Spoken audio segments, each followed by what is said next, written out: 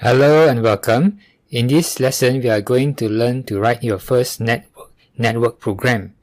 So let's use the same project we did earlier. Open your Visual Studio 2019 and then just click on the previous project, which should be in this list here. If you don't see here, you can also open by using this button here. Open a project or solution. Click on this and then you can navigate to the folder where your project was stored, which is in the C drive in the red folder, red projects folder, hello, and then click on hello.sln. SLN stands for solution, so just click on that and open, and it will load the project which you did earlier.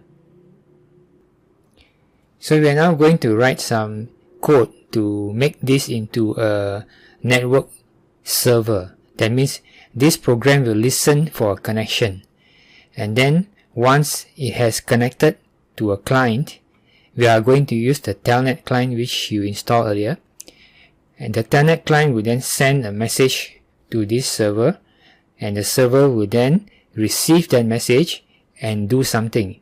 It will receive the message and show a message box with some hello world string. To do that, we must first create a listener. So go to this function here, or this method here, and then below the height here, open a new line and then type TCP listener. TCP listener. And you will see that there is a red underline here, which means to say it doesn't know where this object comes from, where this class comes from.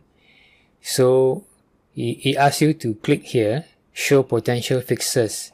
So you can click on this and see the help that it will provide for you. So these are some locations where TCP listener can be found. So the one we need is this one, using system net sockets. So click on this and then it will import it over here automatically for you.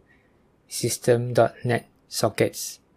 So over here now you can put a comment to remind yourself that it is for listeners and sockets. So now that it has inserted this library for you, you can now make use of TCP listener. Now we can create an object out of the class. So to create the object, we type in the name, just any name you like. We shall call it TCP listener. TCP listener. And then we have to call the constructor by using the new keyword. And then type TCP